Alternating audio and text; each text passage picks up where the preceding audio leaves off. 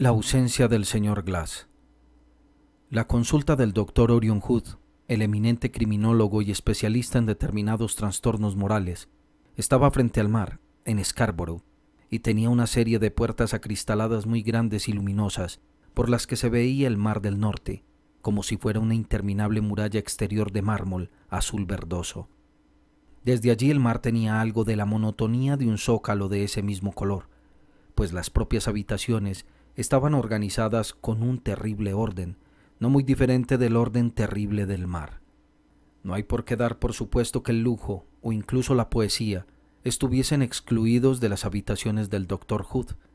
Ambas cosas encontraban allí su asiento, aunque uno tuviera la sensación de que no se les permitía salirse de su sitio. No faltaba el lujo. Sobre una mesa especial había 8 o 10 cajas de los mejores cigarros puros colocados de modo que los más fuertes estuviesen siempre cerca de la pared y los más suaves hacia la ventana. Sobre aquella lujosa mesa había siempre una caja con 3 frascos de licor, todos ellos de excelente calidad, aunque los más fantasiosos aseguran que el whisky, el brandy y el ron parecían estar siempre al mismo nivel. Tampoco faltaba la poesía. El rincón izquierdo de la habitación estaba revestido con una colección tan completa de clásicos ingleses como la de fisiólogos ingleses y extranjeros que había en el rincón derecho. No obstante, si uno sacaba un volumen de Chaucer o de Shelley de su hilera, la ausencia resultaba tan irritante como una mella en los dientes de una persona. No podía decirse que nadie leyera nunca aquellos libros. Lo más probable es que alguien los leyese, pero daban la sensación de estar encadenados a su sitio, como las Biblias en las viejas iglesias. El doctor Hood se ocupaba de su biblioteca particular como si fuese una biblioteca pública, y si aquella estricta intangibilidad científica impregnaba los estantes cargados de canciones y poemas, y las mesas repletas de tabaco y bebida, no será necesario aclarar que la misma santidad pagana protegía aún en mayor grado los otros estantes dedicados a la biblioteca del especialista y las otras mesas que sostenían los frágiles e incluso mágicos instrumentos de química o mecánica. El doctor Orion Hood recorría de un extremo a otro sus habitaciones que, como dicen las geografías infantiles, limitaban al este con el mar del norte y al oeste con las prietas hileras de libros de su biblioteca sociológica y criminológica. Iba vestido de terciopelo, como un artista, aunque sin el menor rastro del descuido típico de los artistas. Su cabello estaba entreverado de gris, pero crecía fuerte y saludable. Su rostro era fino y, no obstante, lozano y despierto. Todo lo referido a su persona y sus habitaciones indicaba algo al mismo tiempo rígido e inquieto, como aquel gran mar septentrional junto al que, por puras razones de higiene, había construido su casa. El destino, que estaba de buen humor, abrió la puerta e introdujo en aquel grande y estricto apartamento flanqueado por el mar a alguien que probablemente ofrecía el mayor contraste posible con él y su dueño. En respuesta a una llamada breve y educada, la puerta se abrió y una pequeña figura informe, que parecía considerar tan difícil manejar su propio sombrero y paraguas como una gran cantidad de equipaje, entró arrastrando los pies. El paraguas era un bulto negro y sencillo sin arreglo posible. El sombrero era negro y de teja, poco habitual en Inglaterra. El hombre era la encarnación misma de la sencillez y la indefensión. El médico miró al recién llegado con contenida sorpresa, no muy diferente de la que habría mostrado si una bestia marina gigantesca e inofensiva hubiese reptado hasta su apartamento. El recién llegado miró al médico con la afabilidad resplandeciente y jadeante de una corpulenta mujer de la limpieza que se las ha arreglado para subir al autobús, esto es, una mezcla de satisfacción personal y desaliño físico. El sombrero se le cayó a la alfombra y el pesado paraguas se le escurrió de entre las rodillas con un golpe sordo. Se agachó a coger el primero y trató de atrapar el segundo, al tiempo que con una sonrisa imperturbable en su rostro redondo hablaba de esta guisa. «Me llamo Brown. Le ruego que me perdone. He venido por el asunto de los Macnab. He oído que usted acostumbra a ayudar a gente con dificultades parecidas. Discúlpeme si me equivoco». Para entonces ya había recuperado torpemente el sombrero e hizo una extraña reverencia con él, como si de ese modo todo quedase explicado. No estoy seguro de entenderle, replicó el científico con mucha frialdad. Me temo que se ha equivocado de puerta. Yo soy el Dr. Hood y mi trabajo es casi enteramente literario y docente. Es cierto que la policía me ha consultado en casos que revisten particular importancia o dificultad, pero... Oh, este asunto es de la mayor importancia, le interrumpió el hombrecillo llamado Brown. Figúrese que la madre no está dispuesta a aceptar el compromiso, y se repantigó en la butaca con una deslumbrante expresión de racionalidad. El doctor Hood fruncía el entrecejo de forma amenazante, pero los ojos le brillaban de un modo que tanto podría expresar ira como diversión. Pues aún así, dijo, sigo sin comprender. Verá, ellos quieren casarse, continuó el hombre del sombrero eclesiástico. Maggie Magna y el joven Todd Hunter quieren casarse. Dígame usted si hay algo más importante que eso. Los grandes triunfos científicos de Orion Hood le habían privado de muchas cosas, según algunos de su salud, según otros de su Dios, pero no le habían despojado del todo de su apreciación del absurdo. Al oír la última apelación del ingenuo sacerdote, soltó una risita y se sentó en un sillón con la actitud irónica de un médico en la consulta. Señor Brown, declaró solemnemente, han pasado 14 años y medio desde la última vez que me pidieron mi opinión sobre un problema personal. En aquella ocasión se trataba de un intento de envenenar al presidente de Francia durante un banquete ofrecido por el alcalde de la ciudad de Londres. Ahora, según creo entender, se trata de si una amiga suya llamada Maggie es la prometida idónea para un amigo de ella llamado Todd Hunter. Muy bien, señor Brown, me ocuparé de ello en nombre de la deportividad. Aconsejaré a la familia Magna lo mejor que pueda, igual que hice con la República Francesa y el rey de Inglaterra. No, aún mejor, lo haré 14 años mejor. Esta tarde no tengo nada que hacer. Cuénteme su historia. El pequeño clérigo llamado Brown le dio las gracias con indudable entusiasmo, aunque con la misma extraña simplicidad de antes.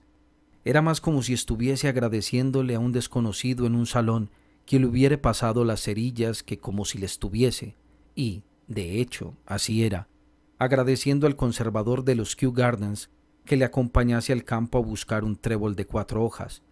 Sin apenas descanso tras su cordial agradecimiento, el hombrecillo empezó a relatar su historia. Le dije que me llamo Brown y así es. Soy el sacerdote de la pequeña iglesia católica que me atrevo a asegurar que habrá usted visto al otro lado de esas calles caóticas del extremo norte de la ciudad. En la última y más laberíntica de esas calles, que discurre paralela al mar como un malecón, vive un honrado, pero algo arisco miembro de mi rebaño, una viuda llamada Magna. Tiene una hija y alquila habitaciones, y entre ella y la hija, y entre ella y los huéspedes... Bueno, supongo que se podría decir mucho de ambas partes. En este momento solo tiene un huésped, un joven llamado Todd Hunter, que le ha causado más inconvenientes que todos los demás juntos, pues quiere casarse con su hija. ¿Y la hija qué quiere?, preguntó el doctor Hood con lacónico regocijo. Pues casarse con él, respondió el padre Brown en voz alta, incorporándose excitado en el asiento. Ahí radica la terrible complicación. Ciertamente se trata de un enigma espantoso, convino el doctor Hood. Que yo sepa, el joven James Todd Hunter, prosiguió el clérigo, es un muchacho muy formal, aunque nunca se puede estar seguro. Es un chico de pelo castaño y de aspecto radiante, ágil como un mono, atildado como un actor y atento como un cortesano nato. Parece tener posibles, pero nadie sabe a qué se dedica. Así que la señora Magna, que es algo dada al pesimismo, está convencida de que se trata de una actividad terrible y probablemente relacionada con la dinamita. Debe de tratarse de un tipo de dinamita muy silenciosa, porque el pobre tipo lo único que hace es meterse en su habitación varias horas al día y estudiar algo con la puerta cerrada con llave. Él asegura que su secretismo es temporal y justificado, y promete dar una explicación antes de la boda. Eso es lo único que se sabe a ciencia cierta, aunque la señora Magna le contará muchas más cosas de las que ni siquiera ella está segura. Ya sabe usted que los cotilleos crecen como la hierba en un terreno abonado por la ignorancia. Se cuenta que a veces se oyen dos voces hablando en la habitación y que, cuando se abre la puerta, Todd Hunter siempre está solo. Se habla de un misterioso hombre alto con un sombrero de seda que un día surgió de la niebla y al parecer del mar y se paseó por la arena y por el jardincito trasero al atardecer hasta que le oyeron hablar con el inquilino por la ventana. La conversación pareció acabar en una disputa. Todd Hunter cerró violentamente la ventana y el hombre del sombrero de copa desapareció en la niebla de nuevo. La familia cuenta esta historia con mucho misterio, pero yo creo que la señora Magna prefiere otra historia inventada por ella misma, que el otro hombre, o lo que quiera que sea, se desliza cada noche desde un baúl que hay en un rincón y que está cerrado durante el día. Ya se habrá usted dado cuenta de que consideran la puerta cerrada de Todd Hunter como el umbral de todas las fantasías y monstruosidades de las 1001 noches.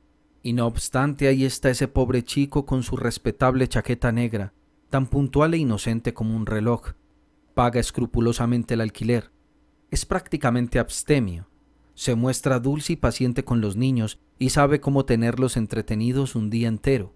Y, por último, y lo que es más importante, también se ha ganado el afecto de la hija, que está dispuesta a acompañarlo al altar mañana mismo. Quien se interesa por las grandes teorías siente siempre un gran placer al aplicarlas a cualquier nadería. El gran especialista, una vez decidido a mostrarse condescendiente con la sencillez del sacerdote, resolvió ser también lo más expansivo posible. Se arrellanó cómodamente en su sillón y empezó a hablar con la voz de un conferenciante distraído. Incluso en los asuntos más ínfimos, lo mejor es fijarse en las tendencias principales de la naturaleza. Una flor concreta puede no estar muerta al empezar el invierno, pero aún así se está muriendo. Puede que la marea no llegue a mojar nunca un guijarro concreto, pero la marea sube de todos modos.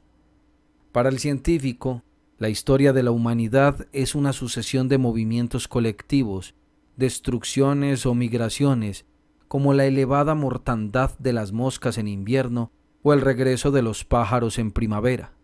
Pues bien, el hecho fundamental de la historia es la raza.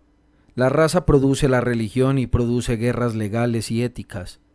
No se me ocurre mejor ejemplo que el de ese linaje indómito, ajeno a este mundo y en trance de desaparición al que solemos llamar los celtas y del que sus amigos los Magna son claros especímenes. Menudos, atesados y de un humor mudable y soñador, aceptan con facilidad una explicación supersticiosa de cualquier cosa, igual que siguen aceptando, espero que me disculpe por decirlo, la explicación supersticiosa de todos los incidentes que usted y su iglesia representan. No es raro que esa gente, con el mar gimiendo a sus espaldas y la iglesia, exhúmeme otra vez, zumbando ante ellos, añadan rasgos fantásticos a lo que muy probablemente sean sucesos corrientes. Usted, con sus pequeñas responsabilidades parroquiales, no ve más que a esa señora Magna concreta, aterrorizada por el cuento concreto de dos voces y un hombre alto surgido del mar. Pero una persona con una imaginación científica ve, por así decirlo, a todos los clanes de los Magna dispersos por el mundo, tan idénticos entre sí como una bandada de pájaros. Ve miles de señoras Magna en miles de casas, dejando caer sus gotitas de morbosidad en las tazas de té de sus amigos. Ve... Antes de que el científico pudiera terminar su frase, se oyó llamar a la puerta de la calle con más impaciencia que la vez anterior. Alguien recorrió el pasillo a toda prisa. La puerta se abrió y apareció una joven vestida decorosamente, aunque algo alborotada y acalorada por las prisas. Llevaba el cabello rubio despeinado por la brisa marina, y habría sido muy hermosa si no hubiera tenido los pómulos, como le suele ocurrir a los escoceses, demasiado marcados y sonrosados. Su disculpa fue casi tan brusca como una orden. «Siento interrumpirle, señor, pero no he tenido más remedio que seguir al padre Brown. Se trata de un asunto de vida o muerte». El padre Brown, un tanto agitado, hizo ademán de incorporarse. «Pero, ¿qué ha ocurrido, Maggie?» «Me parece que han asesinado a James», respondió la chica, jadeando todavía por el esfuerzo de la carrera. «Ese hombre, Glass, ha estado otra vez con él. Les he oído hablando a través de la puerta con total claridad. 2 voces diferentes, pues James habla en voz baja, con un deje gutural, y la otra voz era aguda y temblorosa». «¿Ese hombre, Glass?», repitió el cura con cierta perplejidad. «Sé que se llama Glass», respondió impaciente la chica. «Lo oí a través de la puerta. Estaban discutiendo. Por cuestiones de dinero, creo. Oí a James repetir una y otra vez: «Eso es, señor Glass», o «No, señor Glass», y luego: «2 o 3, señor Glass». Pero estamos hablando demasiado. Debe usted venir cuanto antes y tal vez estemos a tiempo. ¿Pero a tiempo de qué?, preguntó el doctor Hood, que había estado estudiando a la joven con mucho interés. ¿Qué tienen ese señor Glass y sus problemas de dinero que requieran tanta urgencia? «Traté de echar la puerta abajo y no pude», respondió la chica secamente. «Luego corrí al jardín de atrás y me las arreglé para trepar hasta el alféizar de la ventana de su habitación. Estaba a oscuras y parecía vacía, pero juro que vi a James en el suelo y acurrucado en un rincón como si estuviese drogado o lo hubieran estrangulado». «Esto es muy serio», declaró el padre Brown, recogiendo su escurridizo sombrero y su paraguas y poniéndose en pie. «De hecho, ahora mismo estaba exponiéndole tu caso a este caballero, y su opinión...» «Ha cambiado por completo», dijo muy serio el científico. «No creo que esta joven sea tan céltica como había imaginado, y puesto que no tengo otra cosa mejor que hacer, cogeré mi sombrero y daré un paseo hasta la ciudad en compañía de ustedes». Al cabo de pocos minutos, los 3 llegaron al extremo del triste callejón donde vivían los Magna, la chica con el paso firme y fatigoso del montañero, el criminólogo con una gracia indolente que recordaba a la ligereza del leopardo, y el cura con un trote enérgico totalmente carente de distinción. El aspecto de aquel extremo de la ciudad justificaba en parte las alusiones del doctor sobre humores y ambientes sombríos. Las casas dispersas estaban cada vez más separadas, formando un rosario a lo largo de la costa. Atardecía con un prematuro y refulgente crepúsculo. El mar, de un púrpura intenso, murmuraba amenazadoramente. En el descuidado jardín trasero de los Magna, que se extendía hacia la arena, crecían 2 árboles negruzcos de aspecto estéril, como un par de manos demoníacas alzadas en señal de asombro. Y cuando apareció la señora Magna y corrió a su encuentro calle abajo, con el rostro crispado y ensombrecido, y extendiendo las manos delgadas de igual modo, ella misma parecía un pequeño demonio. El médico y el cura apenas prestaron atención a su chillona reiteración de la historia de su hija, a los turbadores detalles añadidos por ella misma, a sus entrecortados votos de venganza contra el señor Glass por haber asesinado y contra el señor Todd Hunter por haber sido asesinado, o contra este último por haberse atrevido a solicitar a su hija en matrimonio, o por no haber vivido lo bastante para hacerlo. Atravesaron el estrecho pasillo de la parte delantera de la casa hasta llegar a la puerta del inquilino en la parte de atrás, y allí el doctor Hood, con la pericia de un viejo detective, apoyó bruscamente el hombro contra el panel y forzó la puerta. Al abrirse, mostró el escenario de una silenciosa catástrofe. Nadie que lo viera, aunque fuese por un instante, podría dudar de que en la habitación hubiera tenido lugar un terrible encuentro entre 2 o tal vez más personas. Había una baraja esparcida sobre la mesa y tirada por el suelo, como si se hubiese interrumpido una partida. 2 vasos de vino sobre una mesita lateral y un tercero hecho añicos como una estrella de cristal sobre la alfombra. Y, a unos centímetros, una especie de cuchillo largo o de espada corta, recta, pero con la empuñadura pintada y ornamentada. La hoja embotada atrapó un destello gris de la lúgubre ventana que había detrás y desde la que se veían los negros árboles recortados contra la línea plomiza del mar. Un sombrero de copa de seda había rodado hasta el rincón opuesto de la habitación, como si acabasen de quitárselo de un golpe a alguien, de modo que casi daba la impresión de estar rodando todavía, y en el otro rincón, tirado como un saco de patatas, pero atado como un barril en un ferrocarril, estaba James Todhunter, amordazado con una bufanda y con los codos y los tobillos atados con 6 o 7 cuerdas. Sus ojos castaños estaban vivos y se movían inquietos. El doctor Orion Hood se detuvo un instante sobre el felpudo y se empapó de aquella escena de muda violencia. Luego avanzó rápidamente hacia la alfombra, recogió el sombrero de seda y se lo puso solemnemente en la cabeza al todavía maniatado Todhunter. Le iba tan grande que casi se le deslizó hasta los hombros. «El sombrero del señor Glass», dijo el médico, volviendo con él en la mano y examinando el interior con una lupa de bolsillo. «¿Cómo explicar la ausencia del señor Glass y la presencia de su sombrero? El señor Glass no es un hombre que descuide su apariencia. Este sombrero es muy elegante y ha sido cepillado y lustrado con frecuencia, aunque no sea muy nuevo. Yo diría que se trata de un viejo dandy».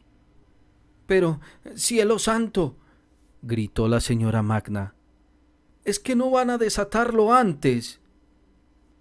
«Digo viejo a propósito, aunque no con certeza», prosiguió el orador.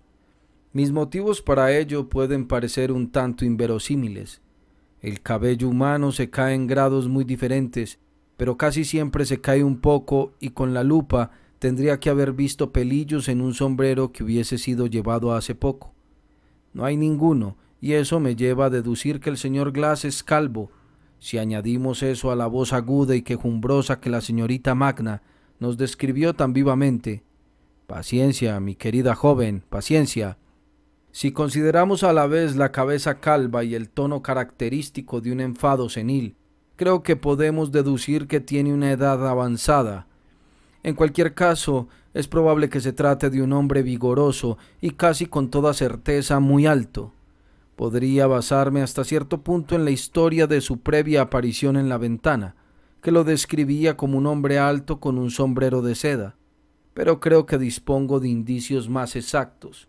Este vaso de cristal está hecho pedazos por toda la habitación, pero uno de los cristales ha quedado sobre el soporte que hay en la repisa de la chimenea. Ningún fragmento habría llegado hasta allí si lo hubiese roto la mano de un hombre relativamente bajo como el señor Todhunter. «A propósito», intervino el padre Brown, «¿no convendría desatar al señor Todhunter?» «Lo que nos revelan los vasos no acaba aquí», prosiguió el especialista. «Ahora mismo estoy en situación de afirmar que es posible que el tal Glass sea calvo o esté nervioso debido más a su carácter disoluto que a su edad. El señor Todhunter, como se ha dicho, es un caballero pacífico y trabajador y casi abstemio. Estas cartas y esos vasos de vino no forman parte de sus costumbres, las ha sacado para un compañero concreto. Pero, de hecho, aunque podemos llegar más lejos, el señor Todhunter puede poseer o no estos vasos de vino, pero no hay indicios de que tenga vino. ¿Qué contenían entonces estos vasos? Yo diría que algo de brandy o de whisky, tal vez de la mejor calidad, procedente de la petaca del señor Glass. Tenemos así una especie de retrato del hombre, o al menos del tipo de persona. Alto, de edad avanzada, elegante, aunque algo ajado, y sin duda aficionado al juego y los licores, tal vez incluso demasiado. El señor Glass es un caballero nada infrecuente entre quienes viven al margen de la sociedad. «¡Oiga!», gritó la joven. «Si no me deja entrar y desatarle, saldré a la calle y llamaré a la policía». «No le recomiendo, señorita Magna», añadió el señor Hood con solemnidad, «que se apresure demasiado en llamar a la policía. Padre Brown, le pido muy seriamente que haga entrar en razón a su rebaño, por su bien, no por el mío. Bueno, hemos visto algo acerca de la figura y la personalidad del señor Glass. ¿Cuáles son los principales hechos conocidos en relación con el señor Todhunter? Son esencialmente 3, que es austero, que es más o menos rico y que tiene un secreto. Pues bien, sin duda es obvio que son 3 características típicas del hombre sometido a un chantaje, y sin duda no es menos obvio que la ropa raída, los hábitos libertinos y la chillona irritación del señor Glass son características inconfundibles de quien le está chantajeando. Tenemos a las dos figuras típicas de la tragedia del soborno. Por un lado, el hombre respetable con un secreto y, por el otro, el buitre del West End con olfato para los secretos. Esos dos hombres se han encontrado aquí hoy y se han peleado a puñetazo limpio. ¿Va usted a desatarlo?, preguntó obstinadamente la joven. El doctor Hood depositó el sombrero de seda cuidadosamente en la mesita y se acercó al cautivo. Lo estudió minuciosamente, incluso moviéndolo un poco y girándole ligeramente los hombros, y se limitó a responder: «No, creo que estará bien con estas cuerdas hasta que vengan sus amigos de la policía con las esposas». El padre Brown, que llevaba un rato mirando la alfombra con aburrimiento, levantó la cara redonda y dijo: «¿Qué quiere usted decir?». El hombre de ciencia, que había recogido la extraña espada daga de la alfombra y la estaba examinando cuidadosamente, respondió: «Como han encontrado maniatado al señor Todhunter, todos han dado por sentado que fue el señor Glass quien lo ató y que después escapó. Hay 4 objeciones que hacer a eso. En primer lugar, ¿por qué iba a dejarse un caballero tan elegante como nuestro amigo Glass el sombrero si se iba por su propia voluntad? Segundo, continuó acercándose a la ventana, esta es la única salida y estaba cerrada desde dentro. Tercero, esta hoja de aquí tiene una pequeña mancha de sangre en la punta y el señor Todhunter no tiene ninguna herida. El señor Glass, muerto o vivo, se llevó la herida consigo. Añádale a eso esta probabilidad fundamental. Es mucho más probable que la persona chantajeada trate de asesinar a quien le martiriza que el chantajista trate de matar a la gallina de los huevos de oro. Ahí, creo yo, termina la historia». «Pero, ¿y las cuerdas?», preguntó el cura, cuyos ojos seguían abiertos con una admiración distraída. «Ah, las cuerdas», dijo el experto con una entonación peculiar. «La señorita Magna insistía en saber por qué no liberaba al señor Todhunter de sus ligaduras. Pues bien, se lo diré. No lo hice porque el señor Todhunter puede liberarse de ellas en cuanto le venga en gana». ¿Qué?, gritó la concurrencia con distintos tonos de asombro. «He estudiado todos los nudos del señor Todhunter», repitió tranquilamente Hood. «Resulta que entiendo algo de nudos, que, al fin y al cabo, son una rama más de la ciencia criminal. Él mismo ha hecho todos y cada uno de esos nudos y podría liberarse cuando quisiera. Ni uno solo de ellos lo habría hecho un enemigo que realmente tratara de inmovilizarlo. Eso de las cuerdas es un astuto engaño, para hacernos creer que él es la víctima de la pelea y no el desdichado Glass, cuyo cadáver puede estar oculto en el jardín o metido en la chimenea». Se hizo un deprimente silencio. La habitación empezó a oscurecerse. Las ramas de los árboles del jardín, marchitas por la brisa marina, mostraban un aspecto más raquítico y negruzco que nunca y parecían haberse acercado a la ventana. Uno casi podía imaginar que eran los pólipos retorcidos de algún monstruo marino como el kraken, que hubiese reptado desde el mar para asistir al final de aquella tragedia, igual que lo había hecho aquel hombre terrible del sombrero de copa, que era a la vez la víctima y el verdugo, pues el aire estaba cargado con la insania del chantaje, el más morboso de los asuntos humanos, un crimen que oculta otro crimen, una venda negra en una herida aún más negra. El rostro del pequeño sacerdote católico, que solía ser agradable e incluso cómico, se había contraído de pronto con un curioso gesto. No se trataba de la simple curiosidad de su inocencia inicial, sino más bien de esa curiosidad creativa que surge cuando alguien empieza a vislumbrar una idea. «Tenga la bondad de repetir eso», rogó con un tono sencillo e inquieto. «¿Nos está usted diciendo que Todhunter puede atarse y desatarse a voluntad?». «Eso mismo es lo que estoy diciendo», asintió el médico. «Dios mío», exclamó Brown de pronto. «Me pregunto cómo podría ser posible algo así». Atravesó la habitación tan rápido como un conejo y observó con cierta impulsividad el rostro parcialmente cubierto del cautivo. Luego volvió su semblante más bien bobalicón hacia sus acompañantes. «¡Sí, eso es!», gritó muy excitado. «¿No le ven la cara? ¡Mírenle los ojos!». Tanto el profesor como la chica siguieron la dirección de su mirada, y aunque la ancha bufanda negra enmascaraba la parte inferior del rostro de Todhunter, todos repararon en algo que se movía con viveza en la parte de arriba. «Sus ojos tienen un aspecto muy raro», gritó la joven muy conmovida. «Son ustedes unos animales. Creo que le duele». «No creo que sea eso», dijo el doctor Hood.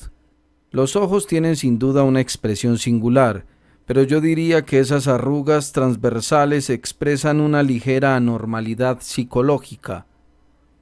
«Déjense de tonterías», gritó el padre Brown. «¿Es que no ven que se está riendo?». «¿Riendo?», repitió el médico con un sobresalto. «¿Pero de qué demonios se puede estar riendo?». «Bueno», replicó el reverendo Brown en tono de disculpa, «por decirlo suavemente, creo que se está riendo de usted. Y, de hecho, también yo me siento inclinado a reírme ahora que lo sé».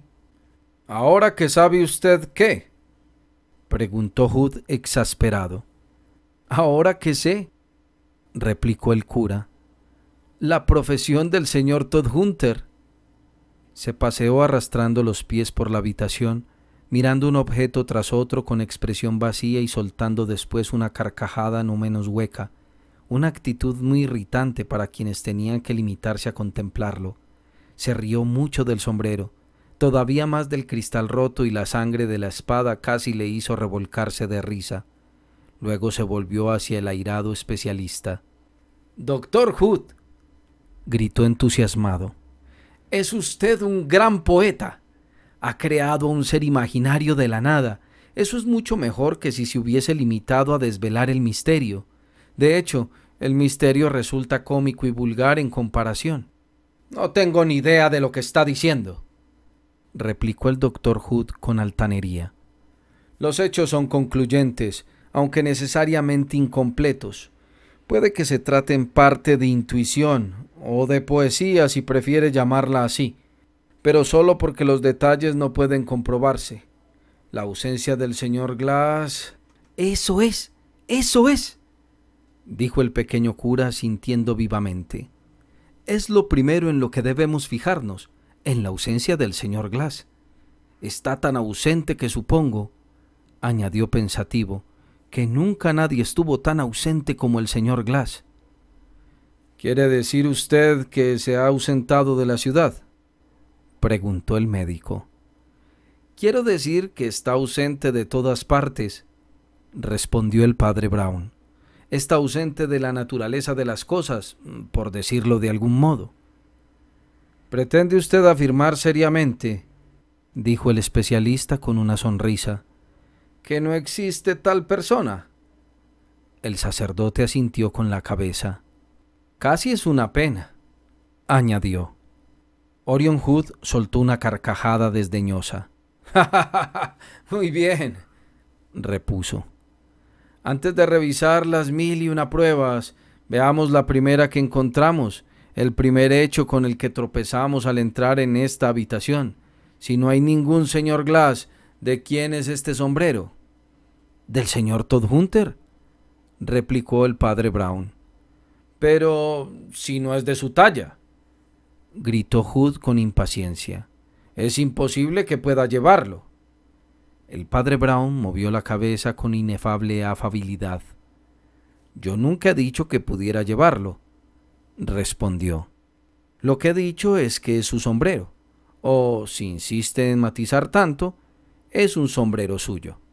«¿Y dónde está el matiz?», preguntó el criminólogo con un ligero desdén.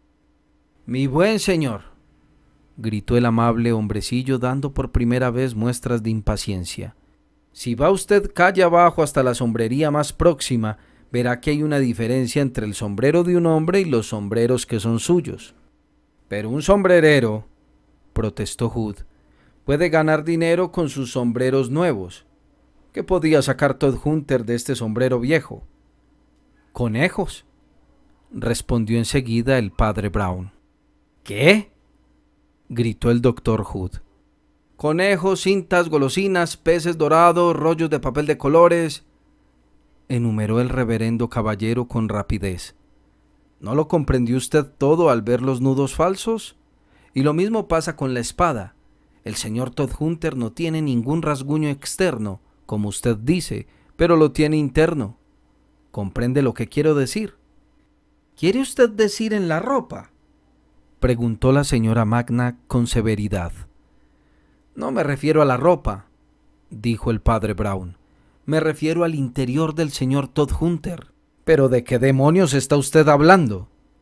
El señor Todd Hunter, explicó plácidamente el señor Brown, está aprendiendo a ser un mago profesional, además de malabarista, ventrílocuo y escapista.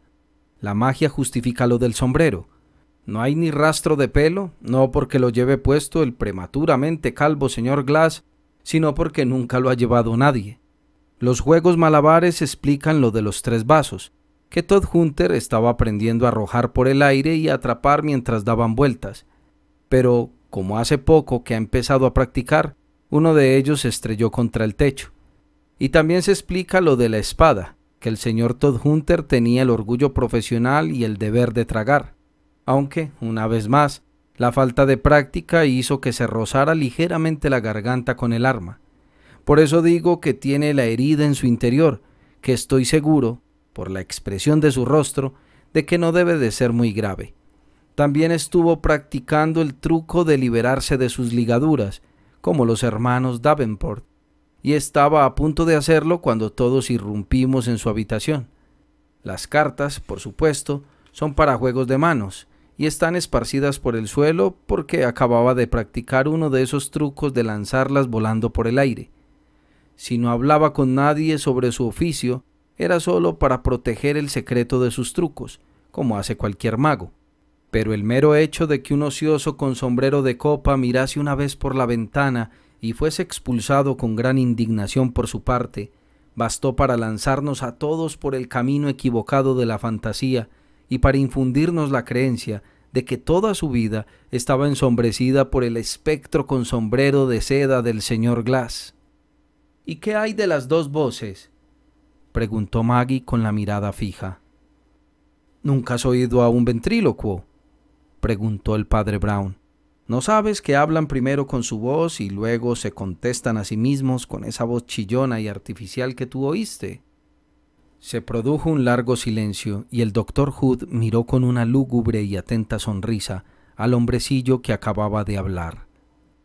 Ciertamente es usted una persona muy ingeniosa, dijo.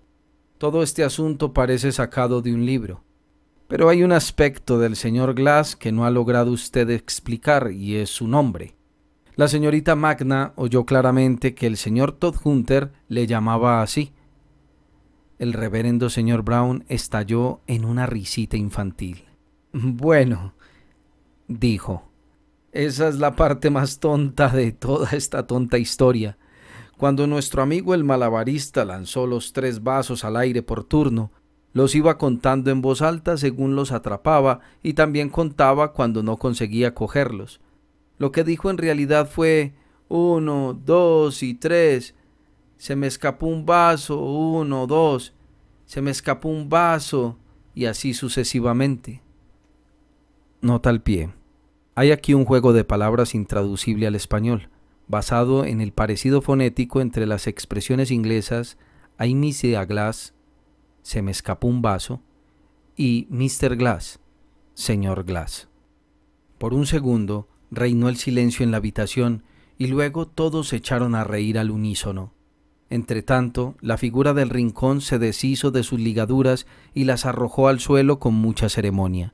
Luego avanzó hasta el centro de la habitación con una reverencia y se sacó del bolsillo un enorme cartel impreso en rojo y azul que anunciaba que Saladín, el mejor mago del mundo, contorsionista, ventrílocuo y canguro humano, haría una exhibición de sus nuevos trucos en el Empire Pavilion de Scarborough el próximo lunes a las 8 en punto de la tarde.